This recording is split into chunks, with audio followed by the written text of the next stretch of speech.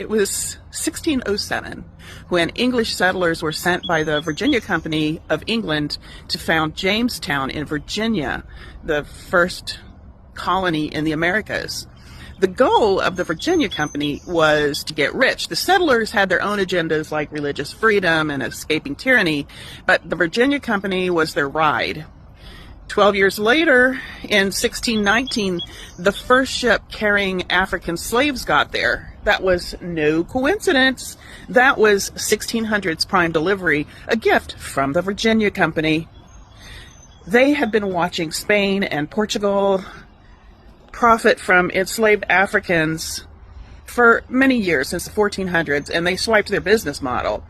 They also used indentured servants. Some of my ancestors were indentured servants. But there's some disagreement about whether the African slaves were originally indentured, but it didn't really matter because they ended up being chattel. White indentured servants had contracts, and they had a shot at freedom after 4 to 7 years usually. When their time was up, they often got land or goods to help them start fresh. Black Africans were enslaved for life, and to ensure that they stayed that way, the colonists made laws about it. If your mama was a slave, you were a slave, your kids were slaves. There really wasn't a way out. But that was the plan all along, because think of the business aspects of it. Once you bought a person, you never had to buy them again. You never had to pay them except to keep them fed well enough that they didn't die. And you could breed them. It's disgusting. To make people feel okay about all this, language became peppered with things like, they're childlike and they need our guidance. Does that ring a bell with anything you might hear today? Like, they just need more discipline at home. They need stronger role models. It's all victim blaming, dog whistles, gaslighting, and it's still part of the culture. And it carries down from way the hell back then.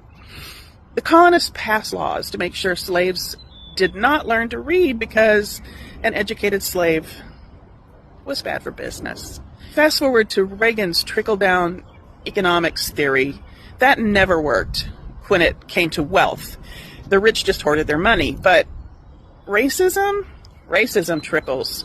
It always has. And it can be so effective that white people don't recognize it as racism because we aren't looking for it. We're too comfortable. Get curious and follow for episode 3, when race became law, the unnatural birth of whiteness. Oh my, what do we have here? Listen, I encourage everybody to go and follow Miss Kelly Snyder. She's on YouTube, she's on Instagram, she's on Facebook. Follow this lady. She has the juice, the tea, and everything you need to know. Have a great, great Independence Day. But we're not really independent. But go do your homework.